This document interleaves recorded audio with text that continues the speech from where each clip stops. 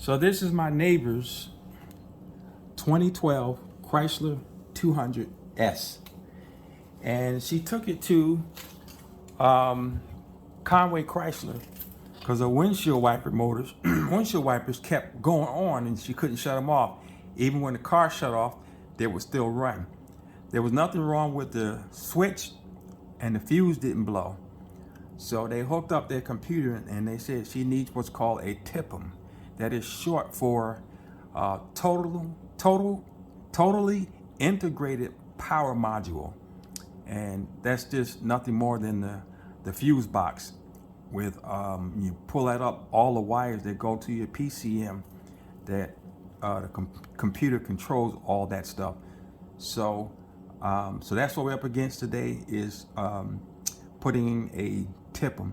But this is no guarantee that her wipers will work, because they've been going full blast for 2 days.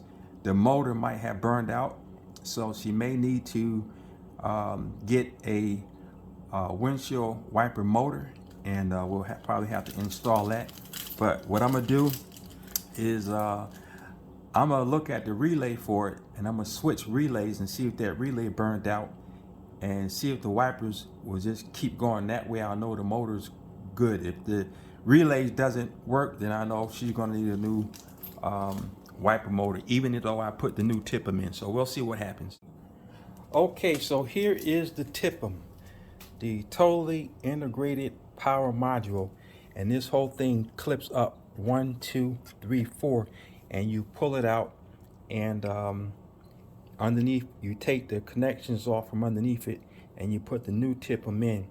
But what I'm going to do, since I have to disconnect the battery anyway, what I'm going to do a hard reset to see if this can solve the problem.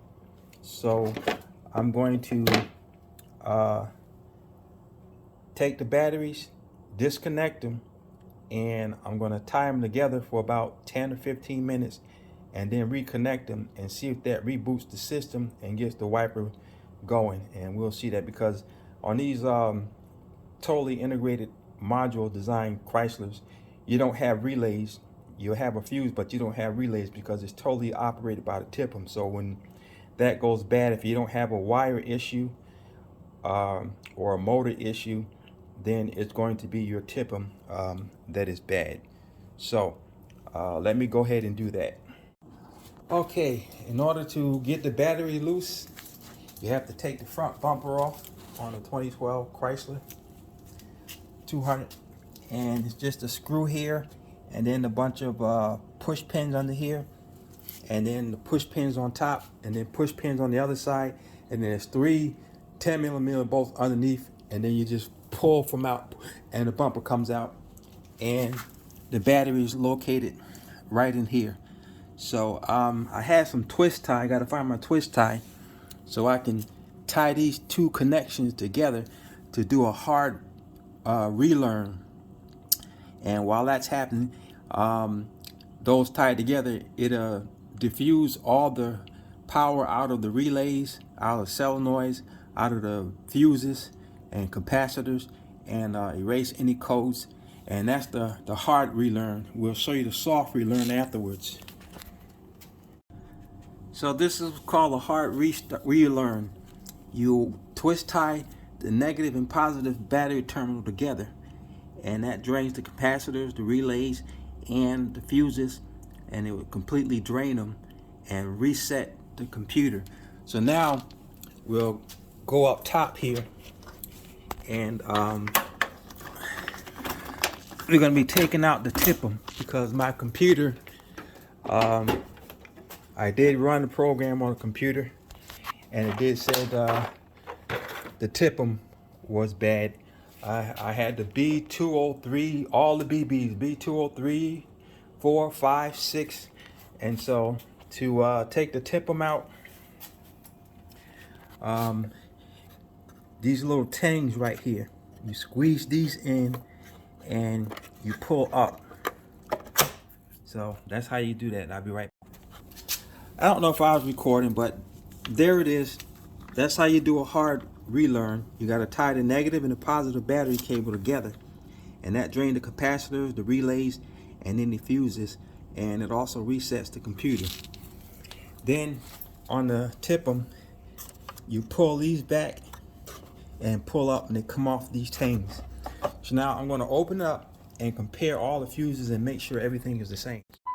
Now these are Dorman, and Dorman is a pretty good company, but I want to make sure that we have the same relays everywhere. So those two, one near, relay, one near, 6, 1, one red one, 4 of these, one near, 3 that way, 3 that way. Okay, so they're all good. So now we're going to go ahead and leave this TIPM this way, because I know it going that way, and we're going to start to take these TIPMs loose. And if you can see here, there's a little red tang that you got to pull up, and then you pull down on these, and then they come loose. So I can't do it with one hand, but that's the way. Okay, we got the old TIPM out, and besides those screws the ones I tell you, you have to push the little things, orange things up, and then pull those down and wiggle as you get them out.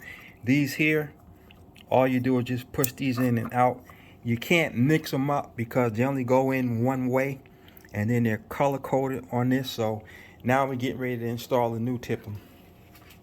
And don't forget, we have the positive terminal that goes on the TIPM right there.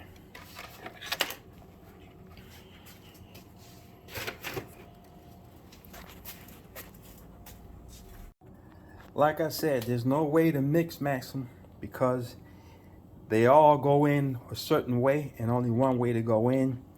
And some of them were color coded, and so you can follow the color code. But all of them are different pin designs, so you can't mismatch and put the pin in wrong. So we got everything in, and I got them pushed down nice and tight. I made sure they click in. So now we just push the TIPM back in its place.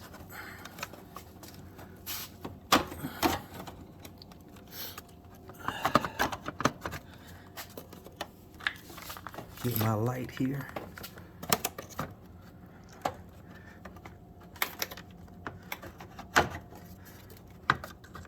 Over the top, and you heard it click in place. And so she clicked in place right there. So our TIPM is back in, and what I like to do now is push all the fuses in to make sure that during shipping and handling that they didn't get knocked out of place. So I make sure I put them all in place.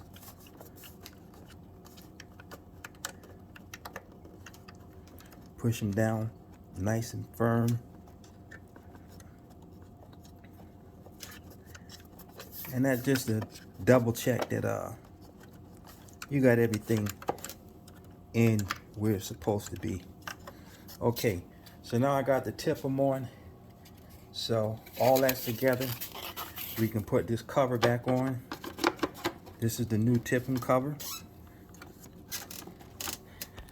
I can't do things with one hand. What a procedure for the restart code. 1 1000, 2 1000, 3 1000, 4 1000, 5 1000, 6 1000, 7 1000, 8 1000, 9 1000, 10 1000, 11,000, 12 1000. Turn it off. Now we crank it up.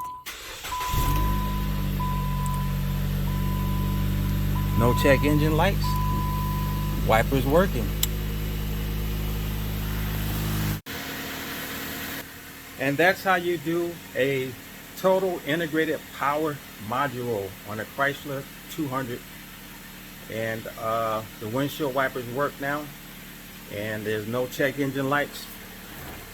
You make sure that there, no check engine lights.